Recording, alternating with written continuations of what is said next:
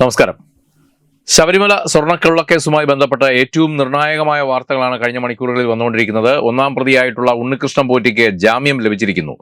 ഈ ഒരു ഘട്ടത്തിൽ വിശ്വഹിന്ദു പരിഷത്തിന്റെ സംസ്ഥാന ജനറൽ സെക്രട്ടറി അഡ്വക്കേറ്റ് അനിൽ വിളയിൽ നമ്മോടൊപ്പം ചേരുകയാണ്. ശ്രീ അനിൽജി, നമസ്തേ. സൂചിപ്പിച്ചതുപോലെ ഒന്നാം പ്രതി ഉണ്ണികൃഷ്ണൻ പോറ്റിക്ക് ജാമ്യം ലഭിച്ചിരിക്കുകയാണ്. ഈ അന്വേഷണം തുടങ്ങിയ ഘട്ടം മുതൽ ഇതുവരെ കോടതിയിലും അന്വേഷണ ഉദ്യോഗസ്ഥരിലും SIT-യിലും ഒക്കെ ജനങ്ങൾക്ക് വലിയ വിശ്വാസമായിരുന്നു. പക്ഷേ ഇപ്പോൾ ഭക്തർക്ക് വലിയൊരു ആശങ്ക നിലനിൽക്കുകയാണ്. അങ്ങൊരു അഭിഭാഷകൻ കൂടിയാണ്. എങ്ങനെ കാണുന്നു ഈ ഒരു നടപടിയെ? ഇന്നലെ കേരള ഹൈക്കോടതി പരിഗണിച്ച CBI കേസിനകത്ത് വിശ്വഹിന്ദു പരിഷത്തിന് വേണ്ടി റിട്ട് ഫയൽ ചെയ്തത് ഞാനാണ്. ബഹുമാനപ്പെട്ട ഹൈക്കോടതി അതുമായി ബന്ധപ്പെട്ട് ഇന്നലെ പറഞ്ഞത്, ഭക്തസമൂഹം ആരും പേടിക്കേണ്ടതില്ല, ഇത് കൃത്യമായ രീതിയിലാണ് അന്വേഷണം നടക്കുന്നത് എന്നും പ്രതികളാക്കപ്പെട്ട എല്ലാവരും തന്നെ ശിക്ഷിക്കപ്പെടുമെന്നുമുള്ള ഒരു പരാമർശമാണ് ബഹുമാനപ്പെട്ട ഹൈക്കോടതിയുടെ ഭാഗത്തുനിന്നും ഉണ്ടായത്. ഹൈക്കോടതി അപ്രകാരം പറഞ്ഞു എങ്കിലും കേരളത്തിലെ വിശ്വാസി സമൂഹം, പ്രത്യേകിച്ച് അയ്യപ്പ ഭക്തന്മാരായിട്ടുള്ള എല്ലാവരും നിരാശരാണ്. കാരണം ഇതെന്താണ് നടക്കുന്നത്? ഈ കോടിക്കണക്കിന് രൂപയുടെ കൊള്ള നടന്നതിന് ശേഷം പ്രതികൾ ഓരോരുത്തരായിട്ട് പുറത്തേക്ക് വന്നുകൊണ്ടിരിക്കുകയാണ്. ഈ കേസിലെ പ്രധാന കുറ്റ ആരോപിതനും പ്രധാനപ്പെട്ട ഇതിന്റെ ആസൂത്രകനുമായിട്ടുള്ള ഉണ്ണികൃഷ്ണൻ പോറ്റി ഇന്ന് പുറത്തിറങ്ങുകയാണ്. ശബരിമലയിൽ ഇത്രയും വലിയൊരു കൊള്ള നടത്താൻ ബുദ്ധി ഉപയോഗിക്കുകയും തന്റെ കഴിവ് വിനിയോഗിക്കുകയും ചെയ്ത വ്യക്തി ഈ സാങ്കേതികതയുടെ അടിസ്ഥാനത്തിൽ പുറത്തേക്ക് ഇറങ്ങുമ്പോൾ സ്വാഭാവികമായിട്ടും ഈ കേസുമായി ബന്ധപ്പെട്ട എല്ലാവിധമായ തെളിവുകളും നശിപ്പിക്കാനുള്ള സ്വാധീനവും കഴിവും മിടുക്കും ഉണ്ണികൃഷ്ണൻ പോറ്റിക്കുണ്ട്. അതേപോലെ തന്നെ മുരാരി ബാബു ഉൾപ്പെടെയുള്ള ദേവസ്വം ബോർഡിലെ ഉദ്യോഗസ്ഥര്, ഇനി ഇറങ്ങാണ്ടിരിക്കുന്ന പത്മകുമാറിന്റെയും വാസുവിന്റെയും കൂട്ട് രാഷ്ട്രീയപരമായ സ്വാധീന ശക്തിയുള്ള വ്യക്തികൾ, ഇവരൊക്കെ ഇറങ്ങിക്കഴിയുമ്പോൾ സ്വാഭാവികമായിട്ടും ഈ കേസ് ഒരു അന്ത്യത്തിലേക്ക് പോകുമെന്ന് ഹൈന്ദവ സമൂഹം വിചാരിച്ചാൽ അതിനെ തെറ്റു പറയാൻ സാധിക്കില്ല.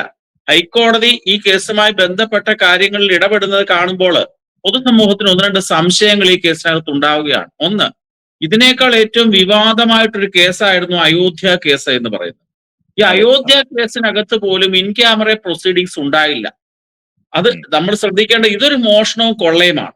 മറ്റേത് രണ്ട് മതവിഭാഗങ്ങൾ തമ്മിൽ ഒരു സ്പർദ്ധയുണ്ടാകാൻ സാധ്യതയുള്ള കേസ് എന്ന രീതിയിൽ അന്താരാഷ്ട്ര പ്രാധാന്യമുള്ളൊരു കേസായിരുന്നു.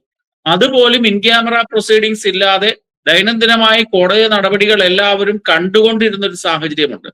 പക്ഷെ അതിൽ നിന്ന് വ്യത്യസ്തമായി ഈ ശബരിമലയിലെ കേസ് ദേവസ്വം ബോർഡിന്റെ ദേവസ്വം ബെഞ്ച് ഒരു ഇൻ ക്യാമറ പ്രൊസീഡിങ്സ് ആയി നടത്തുന്നതുകൊണ്ട് യഥാർത്ഥത്തിൽ എന്താണ് നടക്കുന്നത്, എങ്ങനെയാണ് കാര്യങ്ങൾ പോകുന്നതെന്ന് പത്രമാധ്യമങ്ങൾ വഴി മാത്രം അറിയാൻ വിധിക്കപ്പെട്ട സമൂഹമായി നമ്മൾ മാറി. ഇതിനകത്ത് ശ്രദ്ധിക്കേണ്ട ഒരു കാര്യം, ഈ 90 ദിവസങ്ങളായതുകൊണ്ട് എല്ലാവർക്കും അറിയാമല്ലോ, ഇവരെ അന്വേഷണം ഏൽപ്പിച്ചപ്പോഴും അറസ്റ്റ് ചെയ്തപ്പോഴും ഒക്കെ തന്നെ അറിയാം. ഇന്ത്യയിലെ ഭാരതീയ ന്യായ സംഹിതയും അല്ലെങ്കിൽ CRPC ഒക്കെ അനുസരിച്ചുകൊണ്ട് 90 ദിവസമാകുമ്പോൾ സ്വാഭാവിക ജാമ്യത്തിന് അർഹതയുണ്ട്. ഈ കേസിൽ നാളിതുവരെയായിട്ടും അന്വേഷണം പല രീതിയിലും വഴിമുട്ടി നിൽക്കുകയാണ്. ആദ്യമേ ഉണ്ടായ പാളിച്ച SIT ഹൈക്കോടതി ഇതിനെ ചുമതലപ്പെടുത്തി കഴിഞ്ഞു. അവരുടെ ഭാഗത്തു നിന്നുണ്ടായ ഒരു വീഴ്ച, മാസങ്ങൾക്ക് ശേഷമാണ് പല പ്രതികളുടെയും വീടുകൾ റെയ്ഡ് ചെയ്തത്.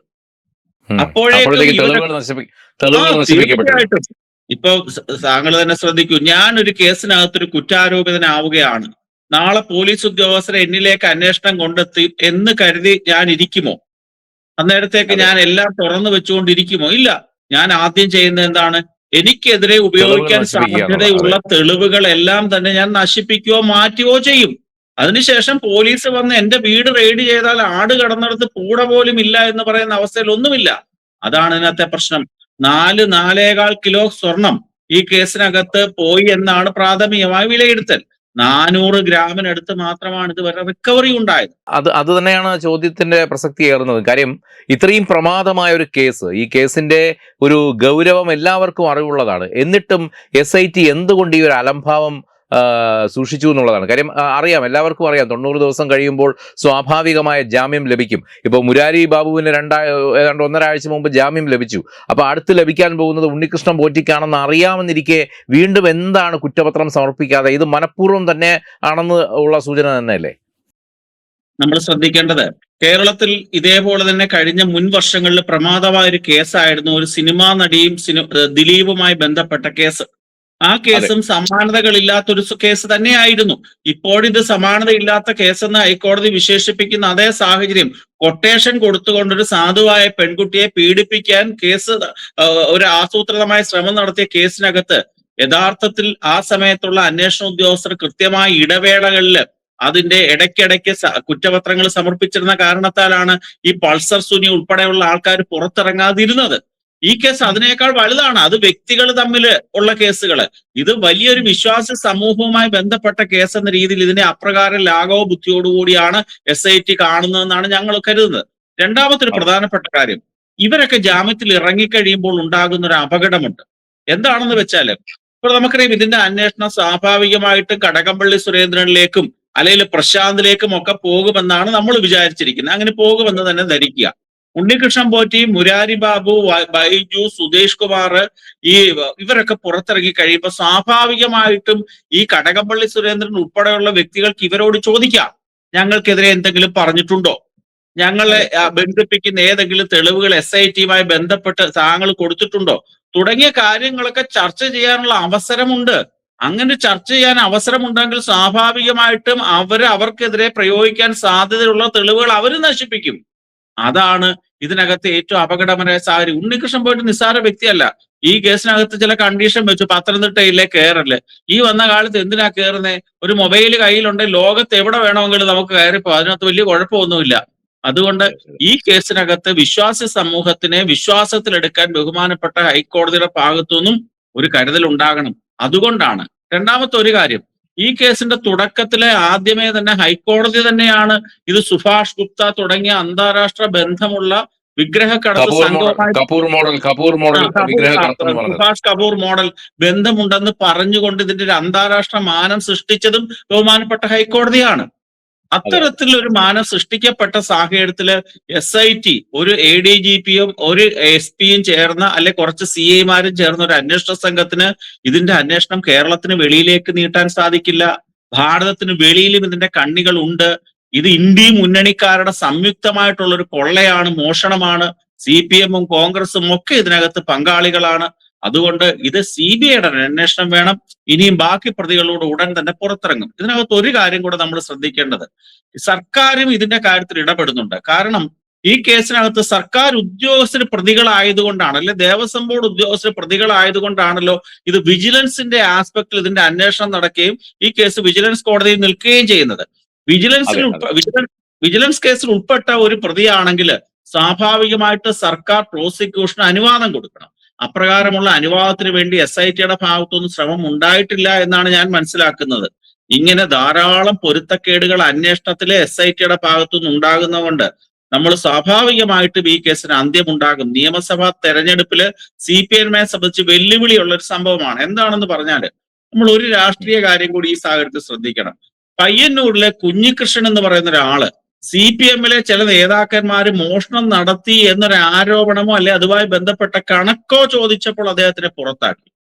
എന്നാല് മോഷണം നടത്തിയതിന് ജയിലിൽ കിടക്കുന്ന, കഴിഞ്ഞ 185 ദിവസമായി ജയിലിൽ കിടക്കുന്ന പത്മകുമാർ എന്ന് പറയുന്ന CPM നേതാവ്, മുൻ MLA, CPMന്റെ ജില്ലാ സെക്രട്ടേറിയറ്റ് അംഗത്തിനെ നാളിതുവരെ പുറത്താക്കാനോ തള്ളിപ്പറയാനോ കഴിഞ്ഞിട്ടില്ല. അതാണ് ഇതിനകത്തെ സവിശേഷമായ സാഹചര്യം. അതെ, തീർച്ചയായിട്ടും. ഈ ഒരു ഘട്ടത്തിൽ ഒരു കാര്യം കൂടെ ചോദിക്കാനുള്ളത്, ഈ സ്വാഭാവിക ജാമ്യത്തിനുള്ള സാധ്യത മാറ്റി നിർത്തിയാൽ മറ്റെന്തെങ്കിലും ലൂപ്പ് ഹോൾസ് ഈ കേസിൽ താങ്കളുടെ ശ്രദ്ധയിൽപ്പെട്ടിട്ടുണ്ടോ? കാര്യം ഇനിയും ഇത് ബലപ്പെടാതെ ഇവർക്ക് രക്ഷപ്പെട്ടു പോകാൻ സാധ്യതയുള്ള ലൂപ്പ് ഹോൾസ് മറ്റെന്തെങ്കിലും ഉണ്ടോ? ഇതിനകത്തെ പ്രധാനപ്പെട്ട ലൂപ്പ് ഹോൾ എന്ന് പറഞ്ഞാൽ, ക്രിമിനൽ കേസിലെ ഏറ്റവും പ്രധാനപ്പെട്ട ഒരു തെളിവെന്ന് വെച്ചാൽ മെറ്റീരിയൽ ഒബ്ജക്റ്റ് ആണ്. ഈ കേസിനകത്തെ മെറ്റീരിയൽ ഒബ്ജക്റ്റ് എന്ന് പറയുന്നത് 4.5 കിലോ സ്വർണം മോഷണം പോയി എന്നുള്ളത് തന്നെയാണ്.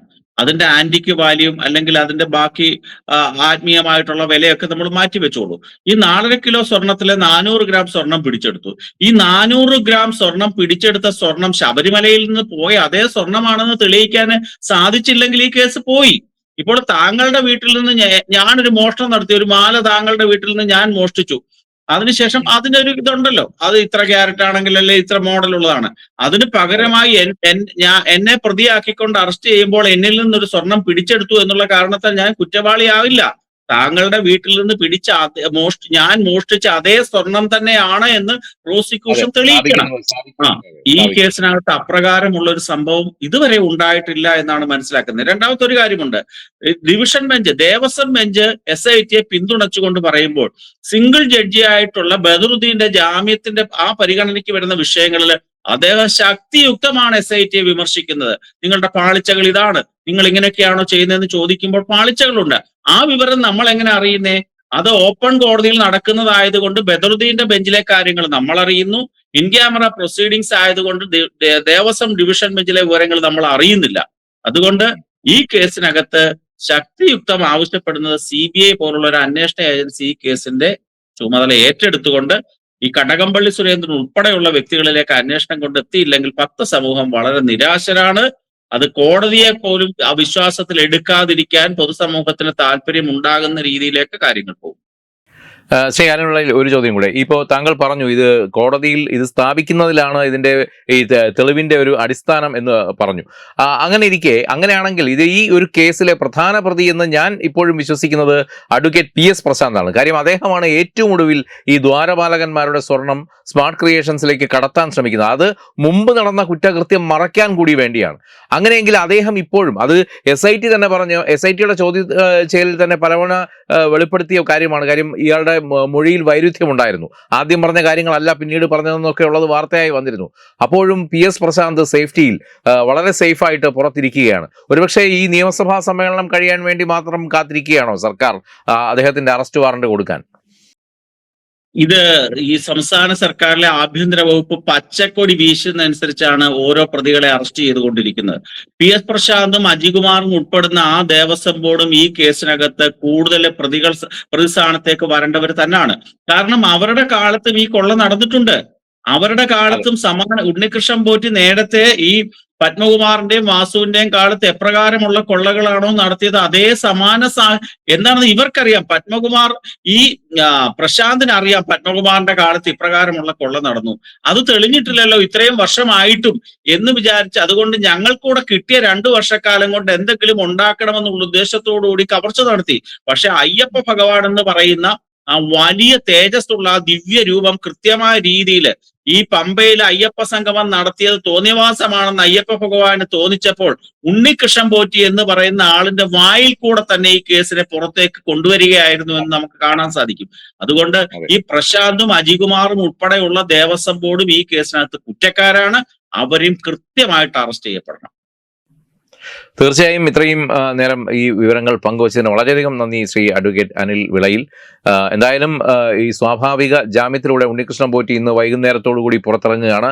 2025 നവംബർ 6-ാം തീയതിയാണ് അദ്ദേഹം അറസ്റ്റിലാകുന്നത്. 91 ദിവസങ്ങൾക്ക് ശേഷം ഇന്ന് ഫെബ്രുവരി 5-ാം തീയതി അദ്ദേഹം പുറത്തിറങ്ങുകയാണ്. ഇതോടെ ഈ കേസിന്റെ വഴി തിരിയുമോ എന്നുള്ളതാണ് ഭക്തരുടെ ഒരു ആശങ്ക. ഈ ആശങ്കയ്ക്ക് പരിഹാരമുണ്ടാക്കാൻ കോടതിക്ക് കഴിയുമോ എന്നുള്ളതാണ് ഇനിയുള്ള ചോദ്യം. നമസ്തേ. Brought you by Kerala AIDS control society. HIV AIDS സംബന്ധമായ സംശയങ്ങൾക്ക് 1097 എന്ന 24 മണിക്കൂറും പ്രവർത്തിക്കുന്ന ടോൾ ഫ്രീ നമ്പറിലേക്ക് വിളിക്കുക.